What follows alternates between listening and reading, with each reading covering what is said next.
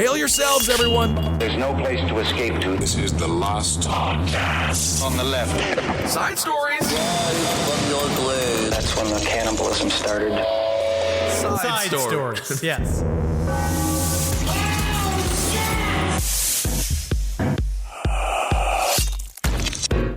I finally got to watch the documentary that came out this year with George Knapp and Jeremy Corbell called Hunt for the Skinwalker about Skinwalker Ranch. Have you read anything into Skinwalker Ranch? No, I haven't heard that. I mean, I know it's creepy stuff. That's what I know about it. It is creepy stuff. I mean, obviously, I've read into it, and I read Hunt for the Skinwalker when it first came out, but now watching the doc, it's nice to see what Skinwalker Ranch actually looks like, and it's pretty fucking creepy. And I didn't really know that Robert Bigelow, the UFO bajillionaire, like the guy basically who was an aerospace millionaire who dumped a bunch of money into UFO research, who's essentially our patron saint, the patron saint of rich nerds. Is he a bill? So he could pay...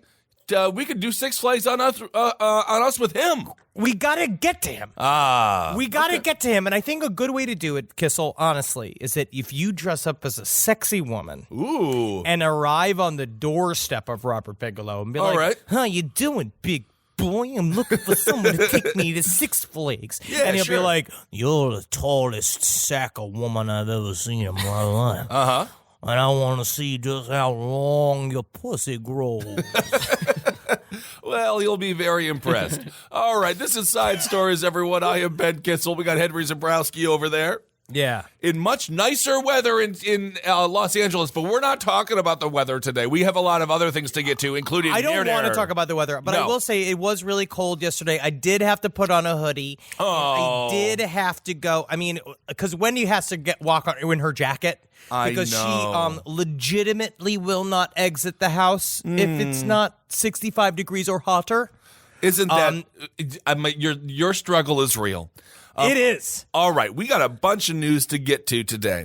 We could, man, or we could just sit around and talk about the changes in our bodies or what's happening as we get older. We could just do that. We could talk about, let's call it old man stoop hour. It's getting harder to lose weight is what I'm finding. I feel like it's your lifestyle. Yeah, if you don't work out or anything. You're not honestly, even attempting to lose weight. No, you used to be able to just lose weight. It would just go off your body, and now it just stays on your body, and I don't know what the heck is going on. You were addicted to uppers and drinking vodka and 7-Up. No. That's all you drank. Come on. I'm a soda guy. All right. I know you're a soda guy as a mixer. Yeah. I love these. I love the sodas. Anyway. You got to start drinking seltzer. I know what I'm supposed to be doing. Because you get the bubbles. You get the cut. You don't listen to me. No, I sit and I talk and I advise and I advise and I advise and you never respond. You never change. Yeah, your only advice is more bubbles. You're just like, put more bubbles in it. More bubbles. I'm just saying you can sort of convince yourself that water is beer if there's bubbles in it. Well, that's very true. Okay, let's start off with this story. We're going all the way to Russia. So this story is crazy, man. There is something about Russian serial killers. We'll have to cover this dude or another one in the future. Well, they are special. Especially as more information comes out about this more recent guy. We have a Russian serial killer policeman. He's found guilty of 56 more murders, which take his count up to, I believe it is 78 murders. In 2015, he was convicted of killing 22 women. He has now confessed to 56. As Henry said, he was a Siberian cop. He raped and killed women after offering them late-night rides.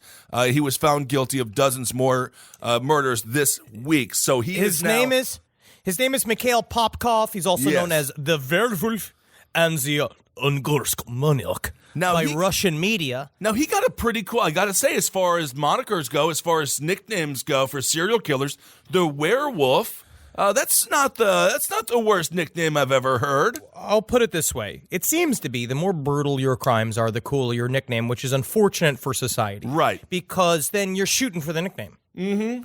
You know what I mean? You want to be called the Grim Reaper. You want to have a good one. It can't just be like, I don't know, like the doughboy of Wilmington, and then all your job is that you just kill people with dough, like you surround their heads in dough at night, and it turns out it's Paul Hollywood, flying into the United States from the UK. That would be the doughboy. Yeah, you have to do terrible shit to be called the Wolfman. You have to do terrible shit to be called the werewolf. Absolutely. And so his job was, he was a cop and used to drive around with his cop car. Also, because he became, I believe he retired in, I want to say, 1998. Whatever it is, if a cop is off duty, they're just a citizen. So just don't even you don't get in their car, don't do anything. Just treat a cop like you would anybody else and say, "I'm fine, officer, I'll walk." But it's very difficult because he had the car. You could see why. You could see why people trusted him. And a part of what he would do is he would target women alone at night, specifically either sex workers or anyone who looked like they were drunk, because in his terms, his job was to cleanse people who lived a debauched lifestyle. Okay, so now what is this called? What is that trope called with serial killers who think they're doing it for the greater good? He's a missionary killer. A missionary killer. Which, unfortunately, is the most boring sex style, but it's one of the more interesting serial killer types. Yeah, and depending on who you're with, it can also be a very romantic position. I just sexually. like to see what's happening. Absolutely. He was also known as the Angarsk Maniac because he was an off-duty officer around his city of Angarsk. It's near Irkutsk.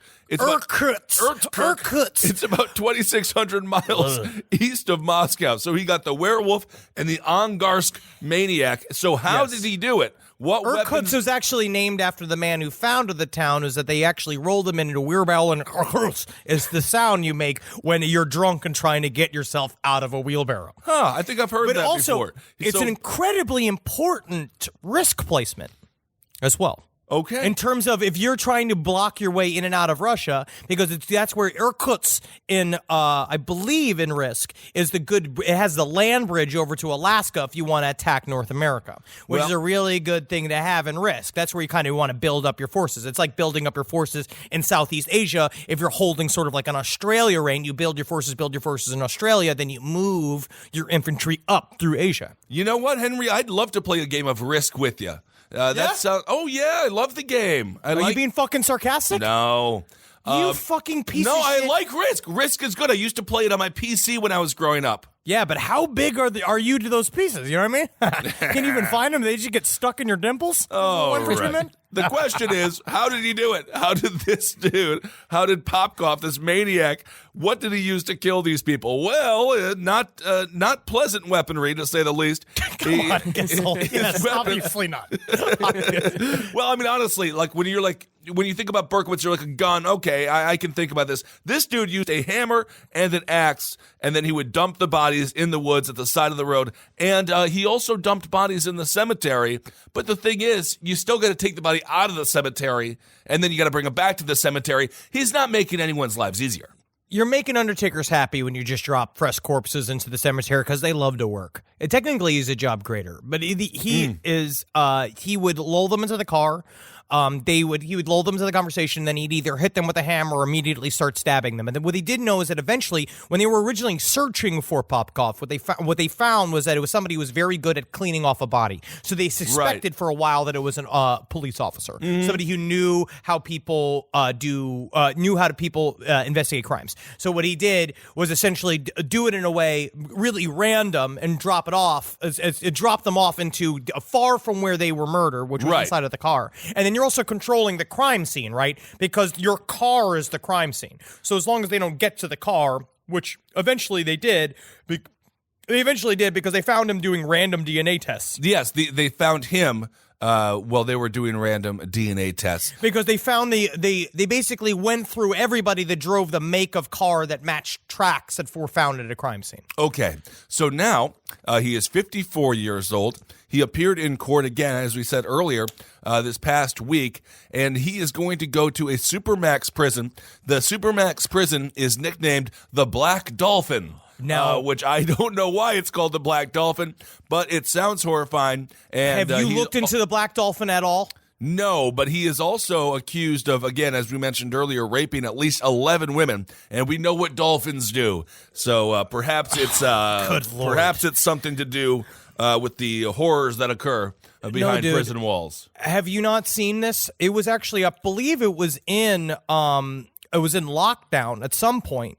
It is one of the most brutal prisons in the world. It's called Black Dolphin because there was they had a prisoner constructed sculpture of a black dolphin in front of it, which I guess is nice to give them something to do. But prison houses, according to Wikipedia, the prison houses approximately 700 of the most serious criminals in Russia. Now, what they do, man, this is fucking rough. Inmates are kept isolated and housed in cells that have a set of 3 steel doors. For 90 minutes a day, they are transported to a large cage for exercise. During this time, cells are searched for contraband.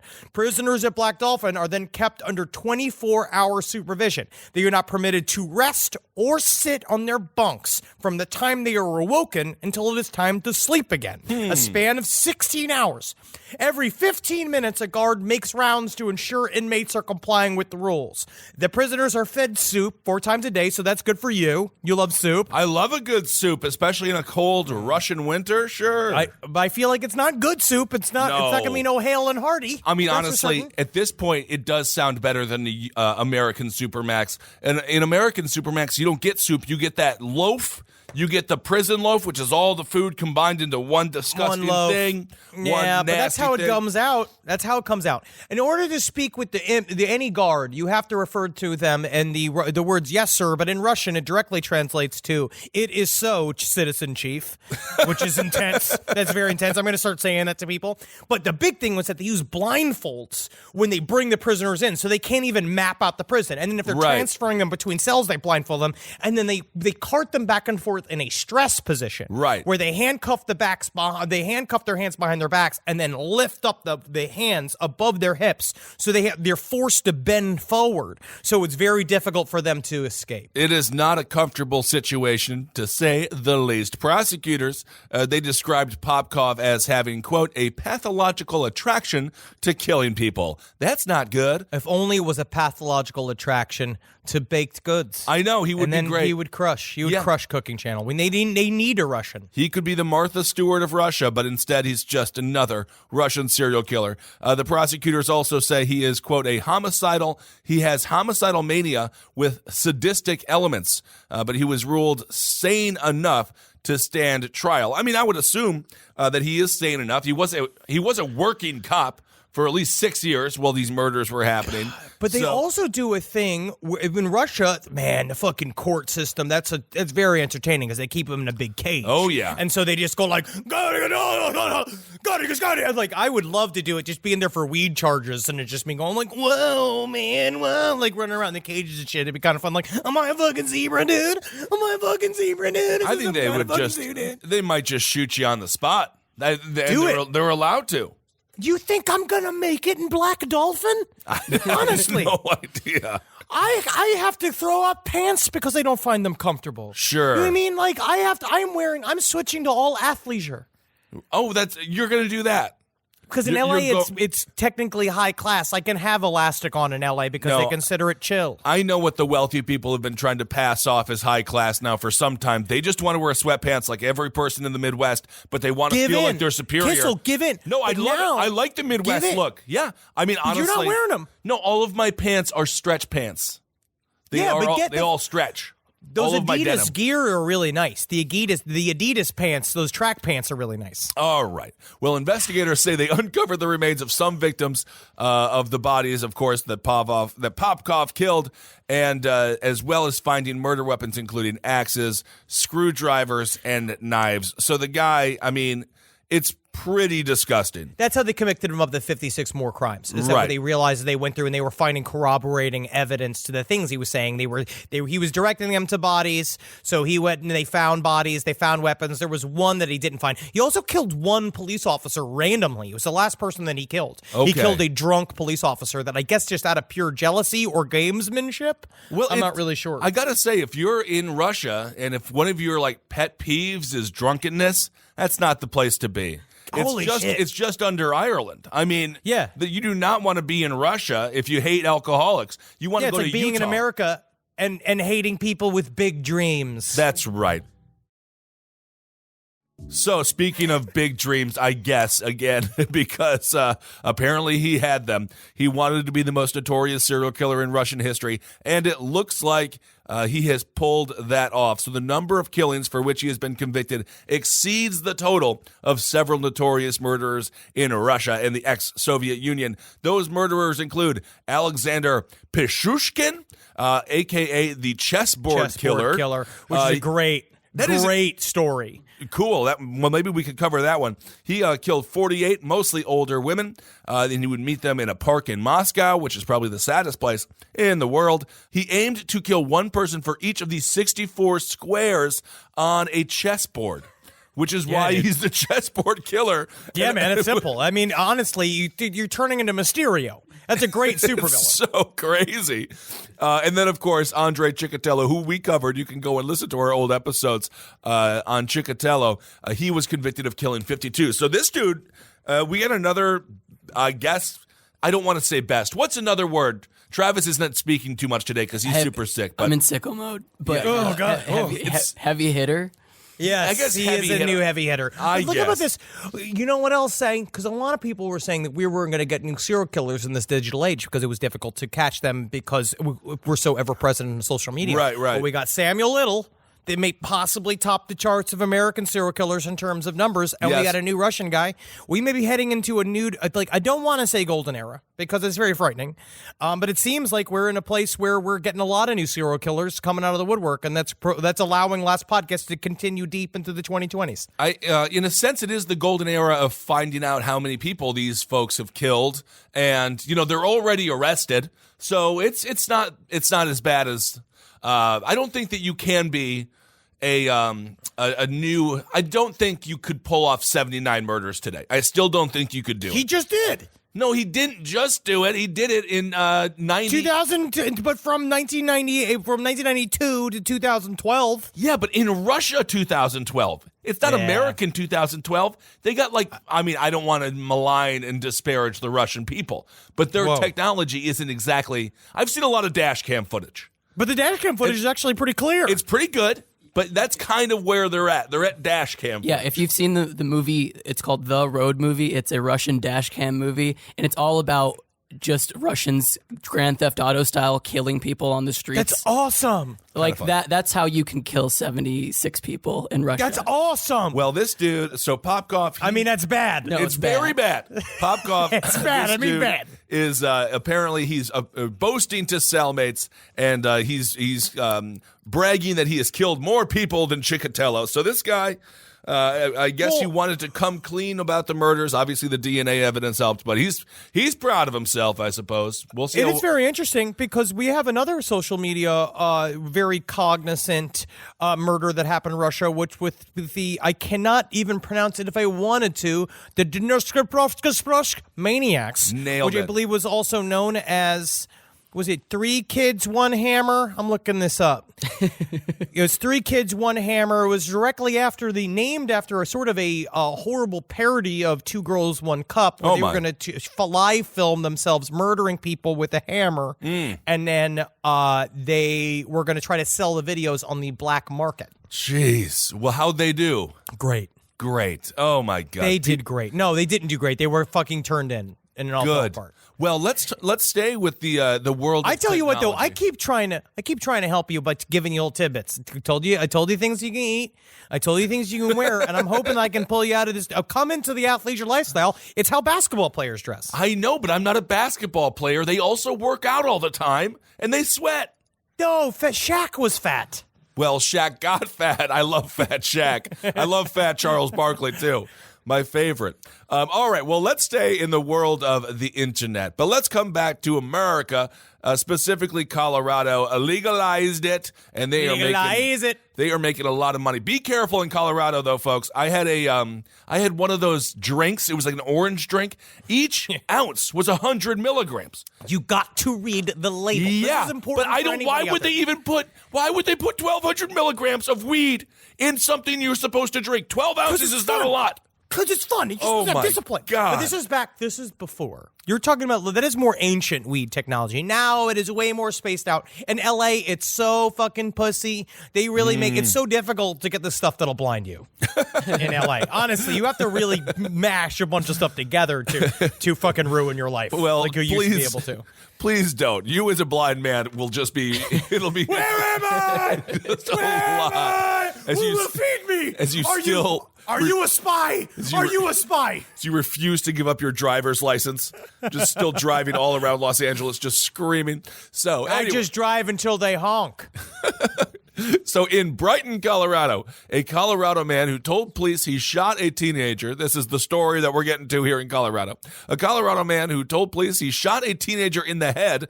And this is where the story becomes a little strange. After she hired him to kill her via a Craigslist ad. He pleaded guilty to second-degree murder. And this was last week, Monday, as part of a plea agreement with the prosecutors. The dude's name is Joseph Lopez, who had been charged with a first-degree murder. Now, again, the plea deal says a second-degree murder to avoid a possible life sentence of killing 19-year-old Natalie Bollinger. So this story is pretty crazy. He does look like a man who crossed the lines from Reddit over to Craigslist that would answer the ad to kill a woman.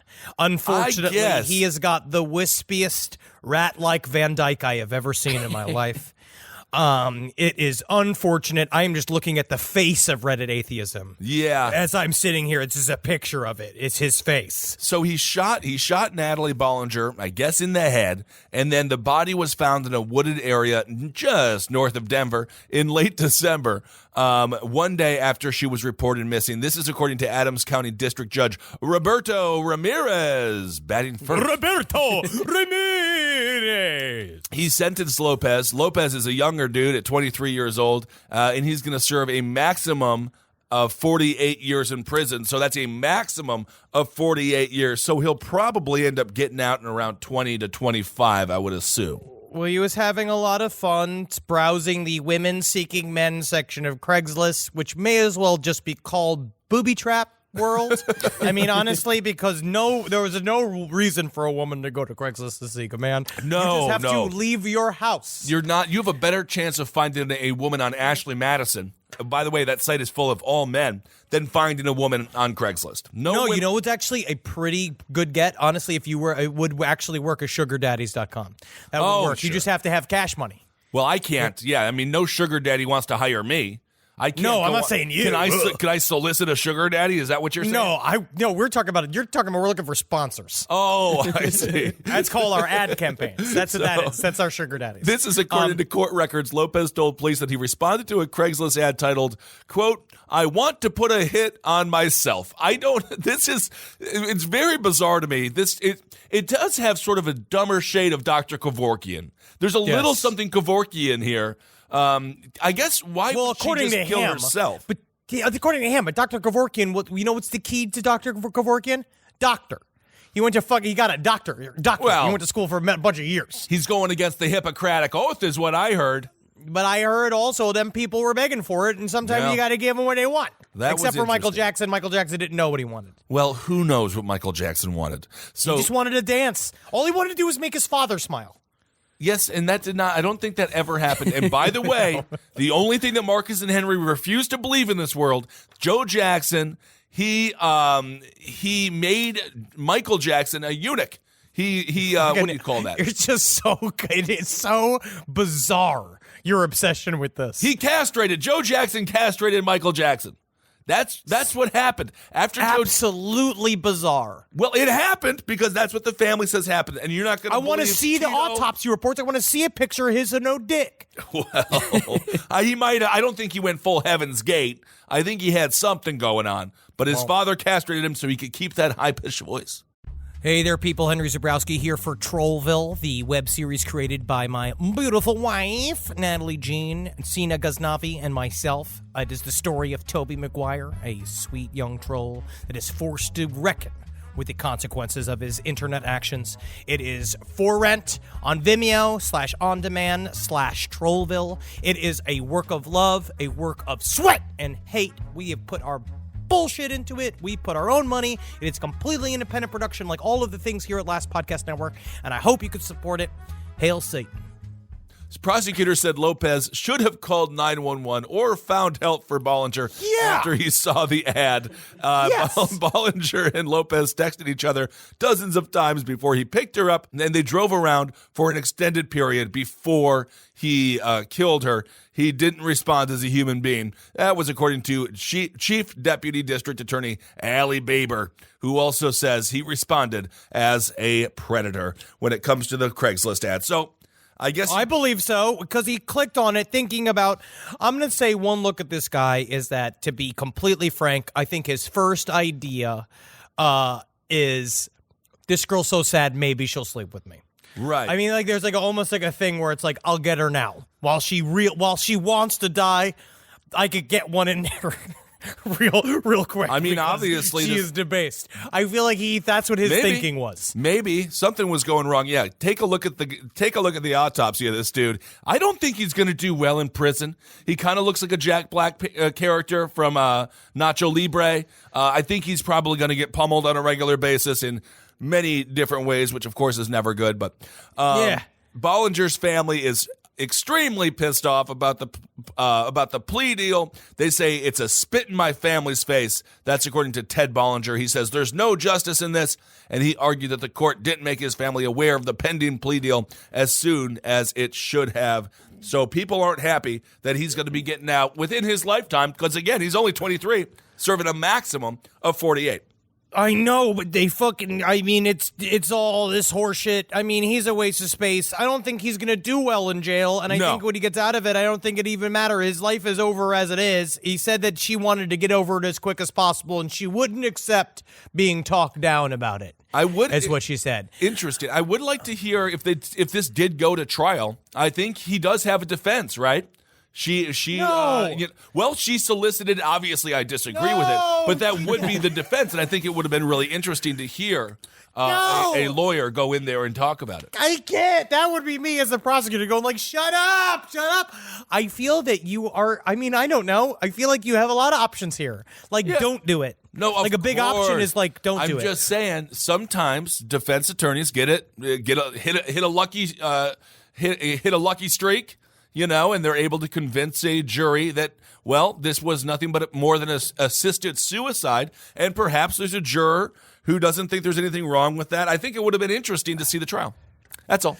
I mean, sure. I mean, I've always liked the dirty details. That's why we do our fucking show. But a part of it is that when you see him do it, it's just that thing you look at it, it's like you could just don't ask somebody to kill him. And if you're gonna ask somebody to kill you, I'd say like shoot for the top. Try to get it to be Keanu Reeves dressed as John Wick. Oh, that would be awesome. That'd be pretty sweet. But you know how you actually just get him to kill you naturally is you just show up and you kill his dog. Oh, my God. Don't even say it. Don't even say it. I don't want to. I don't want it to be like this. All right. Well, let's move on. What story do you want to do next, Henry? There's a fun-ass story that I've been sent many, many times, but I like to go into it because it's kind of funny. Okay. With the Menendez brothers appearing in the background of former Knicks point guard Mark Jackson's hoops guard. Yes. And if you see this picture, it is absolutely fantastic. And they did they are there. It works for the timeline because the Menendez family murder happened on August 20th, 1989. The brothers were apprehended in March of 1990, right? So there's a gap there, and it seems that the picture must have been taken at MSG in 1989 to 1990 because it was supposed to come out for 1990 to 1991. Oh my God. And it checks out because they spend a lot of their parents' money, and a part of what they spent it on was courtside seats for the Knicks. It's such a funny, first of all, great era for the Knicks. They were really coming up here. I was really excited for you to put your input in on this. Well, it's so I know how happy you would be that the Knicks get a bump. The Menendez brothers, they got courtside seats. Really? They got courtside seats? You know how expensive those are? Yeah, man. They inherited $14.5 million. They got $14.5 million for killing their parents through inheritance? Yes. So, of course, the first thing you do, you don't do this anymore. No one rich is like, I'm going to sit courtside watching the Knicks because they'll probably just end up having to play in the game to try to get a point scored for that damn team. They're so freaking bad. Whoa, Don't even give me. I'm a fan. I'm just a little heartbroken. You don't James sound Dolan. like a fan. James Dolan You is don't the sound- worst. He's the worst owner in sports, and quite frankly, I wish his children were like the. No, I'm not What? going to say it. You are calling for his death? No, no, I'm not going to say The it. secret, most brutal member of Last Podcast from the Left wishing for the death of a basketball coach? owner. I agree with you. But the Menendez brothers, if you take a look at the card, they don't even look interested. I wonder if they're thinking about the fact that they murdered both of their parents. Like, how do you think that had to be there, right? At any time, they had to like look at each other and be like, "We killed our parents." Be like, and Mark Jackson just had another great assist, huh? Like how do you? woo! No, I think that they might have thought about it. Yeah, sure. I feel like they were pretty happy with the fact that they got courtside tickets. I guess. They actually, for me, looking at it, is that they look like they're having a good time. I guess by Menendez brothers' standards, they don't seem to be smiling or anything. Well, yeah, I mean they got bad faces, but they seem to be kind of there. And he's got his Knicks hat on. He's looking clueless. They seem to be enjoying it. I don't know. They just wanted to be on the scene. They got those fancy new cars. You know what's the really silver lining of the story? Is that the Who's Mark Jackson card is it's actually shifted from it used to be 15 to 20 cents on eBay. Yeah. Now you can get it for up to $15. Wow, 15. I love everyone growing up. Do you remember the trading card phase or trend where everyone's like, you never know, this is going to be worth thousands one day or even millions. Same thing with comic books, and they're just not. Didn't your dad buy like all the Superman versus He when bought Superman 3 of died? them. He bought 3 of them, and he's like, "This is so you can read one. One I got, so I make sure it's safe. And one you get, so you make sure it's safe, so nothing happens to it because it's going to pay for your college." And it was that, and it was the same thing. Yeah, I had so many baseball. I remember how happy I was with my Phil Simms rookie card that I had. Oh, sure. And I was just like, this is going to be fantastic.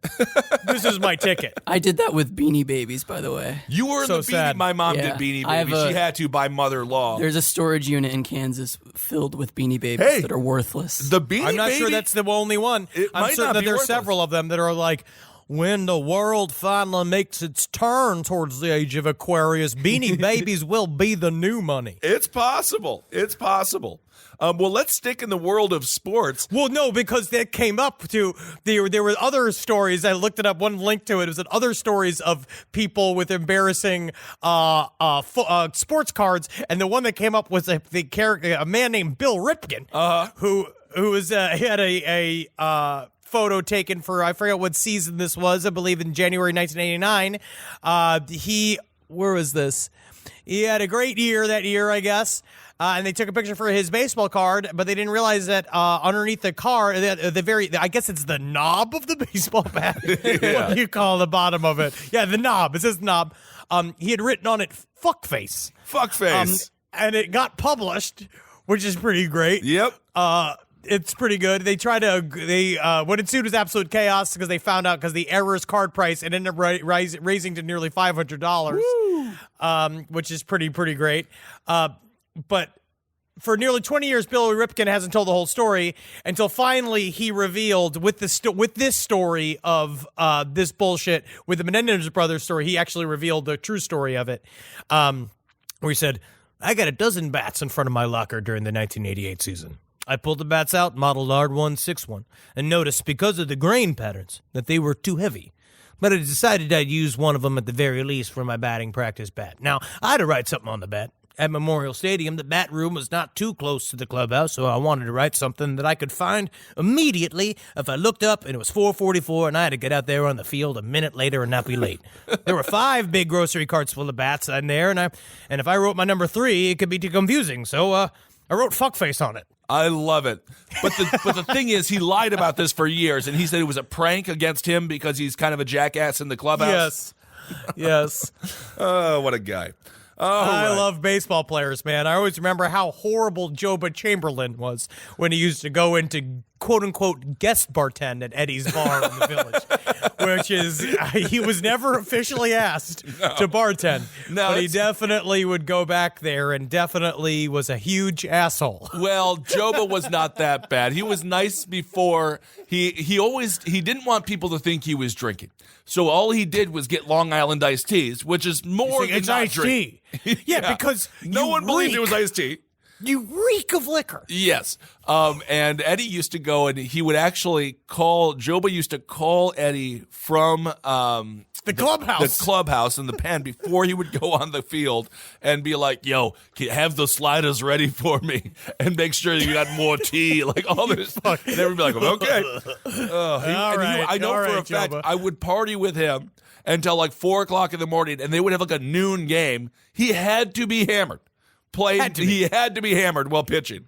That's just but that's how baseball players used to be all the time.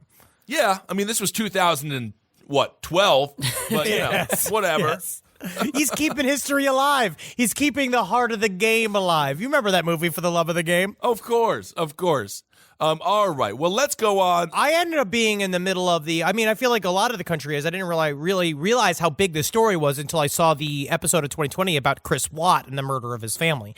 And I'll tell you what, we won't cover it in depth because you should listen. You go watch it, ABC 2020. It's pretty sweet. Oh, yes. But a part of it horrifying. is just being like, man, it's scary, the idea of just meeting somebody on Facebook. Because number one, Facebook is just a barren land now. I don't know what the fuck Facebook is now. God knows. But a part of it is if you meet somebody on Facebook, you don't know who you're meeting. Even if you even marry them and have children with them 2 years later, and they fucking wipe you out just because he starts having sex with his coworker. Anyway, for those that maybe haven't heard about this story, this is national. This is one that Henry and I were talking before. We would have both of our mothers would have been glued to 2020 and Dateline and 60 Minutes. This is a story that goes across the country. Chris Watts, he has been found guilty and he received a life sentence without the possibility of parole. He killed his pregnant wife, Shannon, both of his daughters, Bella and Celeste, and then they had an unborn son they were going to name Nico. No one really knows why the hell he did it. According to Shannon's parents, he was like a chill dude, and they said that he never yelled or got upset. Nothing but nice. He was freaked out about the new pregnant woman, and then he started hitting on a chick at work, and they started having a very intense love affair. My thing is I was trying to figure out how he murdered them, and I actually haven't seen that yet. This is a fun Google search. How did Chris Watts murder his family? This is my whole life. This is just a little, if you want to just see what it's like to just be on Last Podcast and Left, it's just this. You just say this. You just say, how did it happen? And then someone tells you horrible shit. Oh, he tried to blame it on the wife. He tried to say he killed the wife because she saw her strangling the kids. Well, he had a whole series of lies, and of course, this dude, after they were murdered, he texted with his girlfriend about their future. Behind closed doors, the officers say he giggled when he told police he had nothing to do with their disappearance. He did that whole thing where he went in front of the cameras and he had the crocodile tears, in Wayne's World, where he's like, I'm not mad. And then it's like the Oscar speech that he gives as he splashes water onto his face. I'm just going to tell you this too. This is for all you people out there. When you're talking to a guy alone at a bar and he drops the line when he says, because that's how he met this woman, right? He said him and his wife are currently separated and they're on their way to getting divorced. And this is how you can tell if this is not true. Look at the ring finger. If the dent is still there, right? Because now I'm starting to get the dad dent. I'm starting to get the married man dent. And it stays, right? So if you still see the dent, that ring has come off within hours or even days. All right? It is fake. Look for the rut, because that's how you know. Look for the rut. Words of wisdom. The girlfriend's name is Nicole Kessinger. Now, she's a 30-year-old. She was a coworker at Anadarko. She told the Denver Post they had just met, and she says, I barely knew him. So this dude, this is classic with guys who are in relationships for a long time.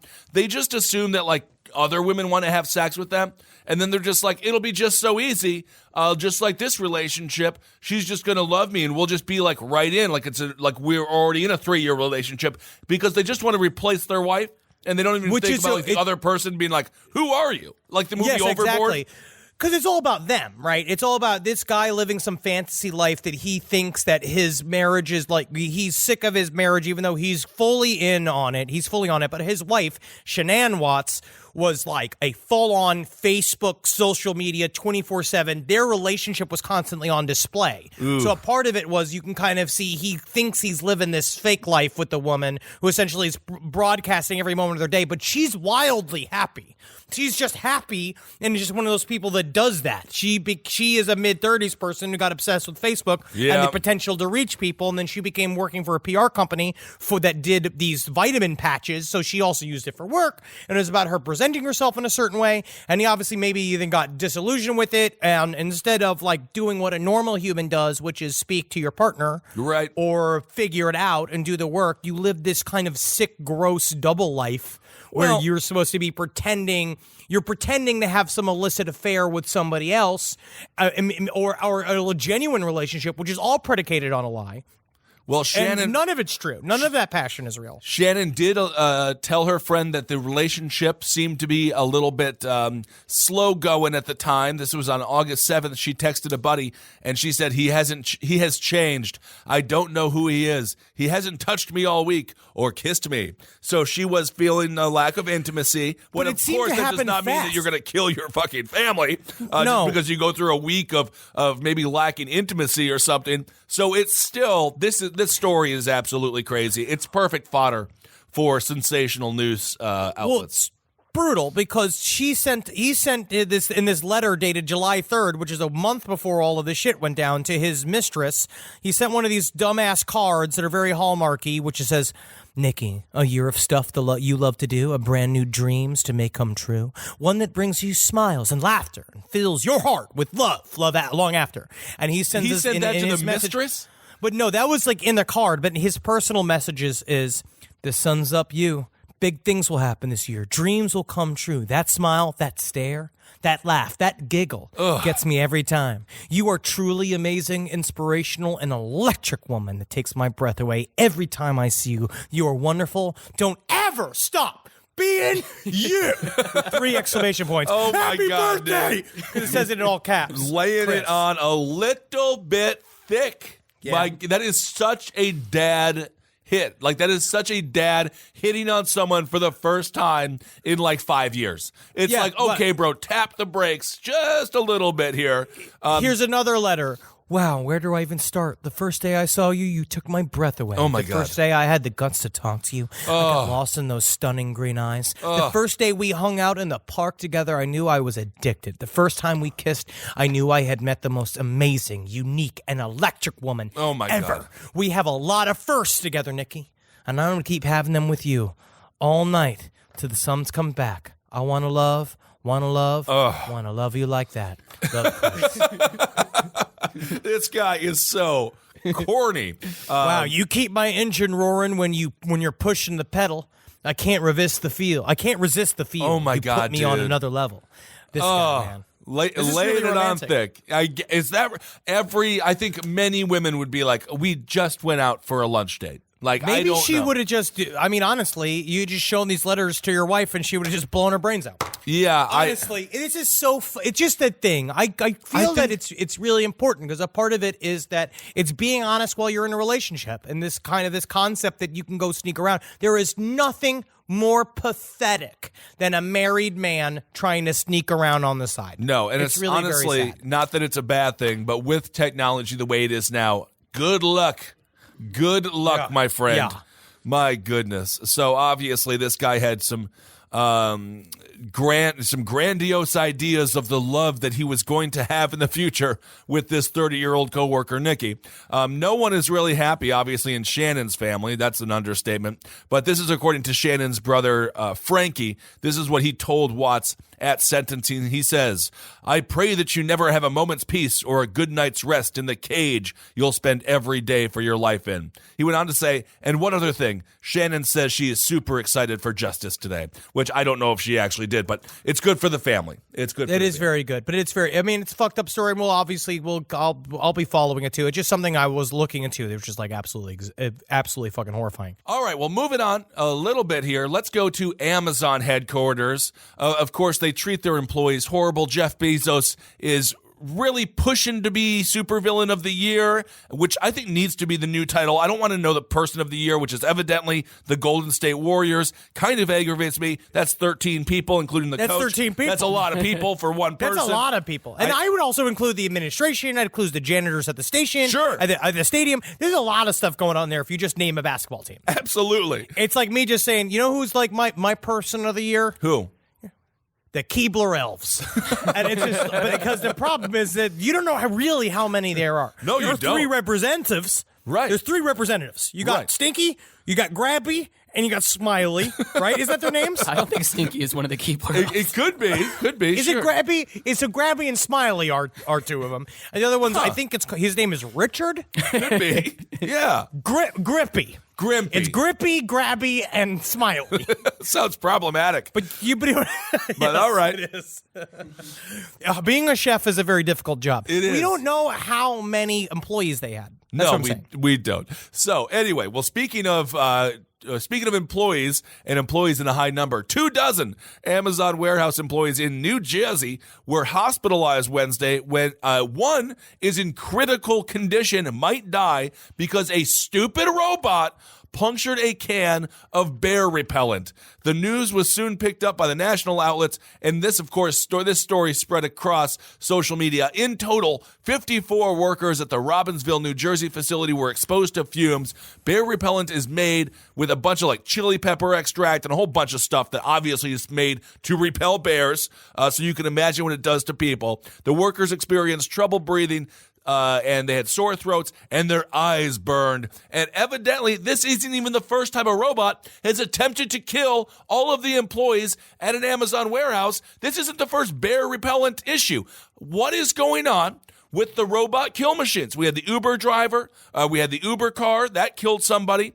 There's a series of robot murders that are not being talked about nearly enough because the government wants to keep you quiet. In Germany in 2015, at a Volkswagen factory, someone was crushed to death by a stationary robot. These are not robot murders, okay? I'm going to say this honestly. They're robot murders. No, robot murders is if a robot shows up at your house and says, I want your wife, and then fucking murders you. That's a robot murder. This is how it starts. Factory mistake. This is how it starts. This is it. Okay, also, let's not forget the Dallas Police Department. Remember that one dude? What was his name? I think Michael something. He went crazy, started shooting all those cops over in Dallas. Absolutely horrible. They used a robot. They exploded the robot right in front, like it was straight out of Call of Duty Black Ops. They exploded the robot right in front of him, killing him. And then, of course, as I said, with the automated Uber car. And also, one guy in 2016, an Ohio man, died when driving the self-driving Tesla. He crashed into a tractor trailer while he watched Harry Potter.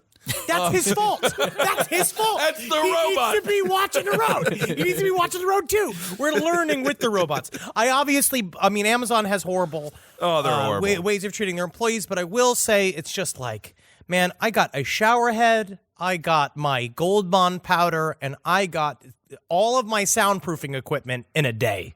You know what I mean? So I understand that, people are getting killed to bring me these things, but would I not ask soldiers to sacrifice for the freedom of this country? Honestly, what the soldiers do? And if we start treating them like soldiers or calling them soldiers at Amazon, then it's just bravery to work there. Okay. Well, honestly, if they got good health insurance, which, the soldiers probably need better health insurance, but I think if they were they need treated mental better, health insurance, that's for definite. They need more mental, that kind of shit. Because technically, at least they get all the robot shit. They're starting to sell exoskeletons, which is a newspaper. I saw that. I was starting to read. Yes. Yeah. And so the other incident happened in 2015 regarding bear repellents at an Amazon warehouse. And that was the fire department responded to the accident at the Amazon facility in Haslett, Texas, that was caused by a robot running over a can of bear repellent, purposely running over a can of bear repellent. I don't think it was purposefully running over the can of bear repellent. I don't think it knows what it is. It's biological warfare. And the robots know it. They can survive in a biological war. That's how they get us. We can shoot them, maybe explode them, but biological warfare, that's why they're going to be here forever. Oh, honestly, man. I'm just glad that we are hiring these robots because we have to. Because if not, we can't have them unemployed. Because can imagine how dangerous robot school shooters would be. Well, that's honestly, a good point. That would be dangerous. Good point. We want to do a little bit of a debunking. Obviously, well, one quick thing I will say about the Amazon story is it is a shame how they sort of try to scrub these stories. These stories got pushed down very, very. Very quickly. It was so hard to find this story. I saw it one time, and then I Googled robot death Amazon warehouse. Nothing came up. Yep. It is like crazy how good they are at hiding this stuff. And they're about to be your neighbors. I know, over in Long Island City, going to put a lot of people out of business. And just like judging from the amount of like HGH and steroids that Jeff Bezos is on. Oh, yeah. I think he knows that his employees will eventually try to rise up and beat the shit out of him and eat him. And so what he knows is he has to be stronger than the robots as well. Because he's He clearly is the size of Tom Cruise. He's clearly on steroids. He is 4'10". I mean, he's living the dream. Well, He's living technically. That is sort of technical. That is the dream. The idea is that I could become a bigger person. I could start just injecting myself with HGH. Wait till if I become a millionaire, I'm fucking cue ball bald. I'm gonna fucking just draw. I'm gonna fucking grow the beard out. I'm gonna get fucking jacked. I'm gonna look like a fucking cyber Viking.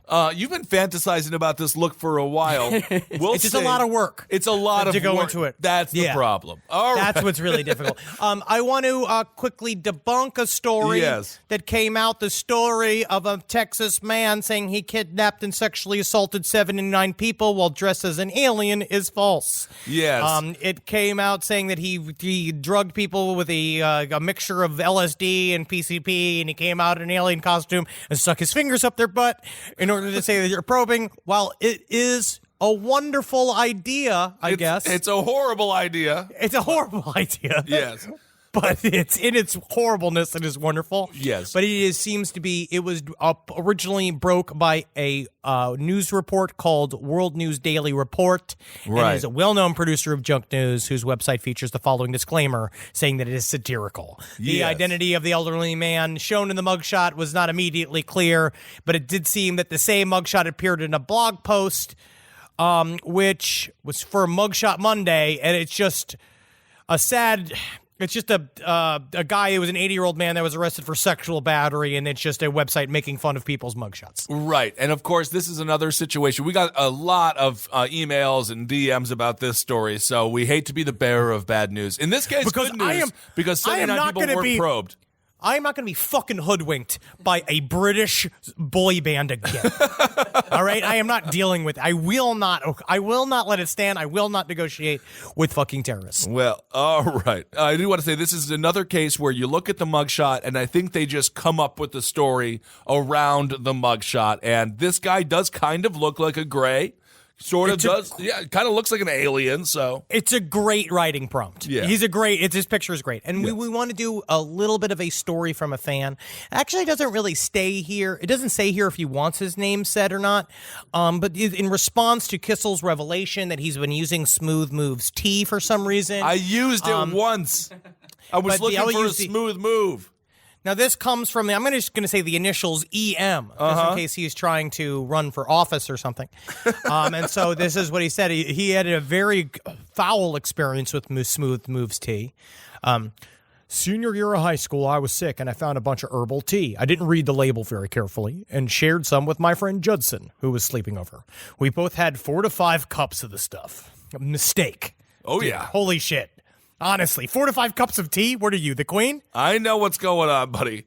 Cut to 4:30 a.m. I wake up, and I have to shit worse than I ever have in my life. I go to the bathroom, but the door is locked. Apparently, Judson literally woke up 5 minutes before me, also having to shit. I start pounding on the door, yelling at him to hurry up because I'm going to shit myself. He yells at me. We go yell back and forth. I freak out at this point. and I have to shit in the kitchen sink until he finishes up. Oh, my. Judson, you see, was on the track team, and that morning he had to run 10 miles on the Chicago Lakefront. I was pulling out of my garage to take him to the train, but I had to stop, pull back in, and take another shit before I could drive him anywhere. Once I got back home, my sister came down the stairs and confronted me, saying, "Hey, that fuck drank all my laxative tea." We started cracking up, but in the same moment we stopped, looked at each other in the eyes, and said, "Judson, tea?" We said, "Judson." Judson later told us what happened to him, and he got it way worse than me. There he was at the start of his 10-mile run and pretty much immediately had to run a mile in the opposite direction to go to a porta potty. And later on, he said he had to stop and shit in a bush that was super conspicuous. And he had so many issues that he couldn't finish the race, and he had to wait in the coach's car, literally covered in shit. So be careful with that shit. Oh, honestly, be careful. careful with that shit. It's never good when you have to wait in the coach's car. It's never for a good reason. You're either in you know trouble what it is or you had too much laxative tea. Because nothing would fucking make me more rage-filled than being like, "All right, Judson, you can sit in my Audi, but under one fucking condition. You don't touch that interior. I'm gonna put a fucking towel down." I would never let a 15 or 16-year-old sit in my new car. Covered in ever. Duke. But you don't know he's covered in Duke. Well, I you think don't know. there must have been some indications. Just judging from my laxative tea experience, it's not a clean situation. I'm not going into detail here, but I'm sure that they knew what was going on. All right, everyone. Well, thank you all so much for listening. Thank you for submitting that story. E.M. Oh, I almost. All right.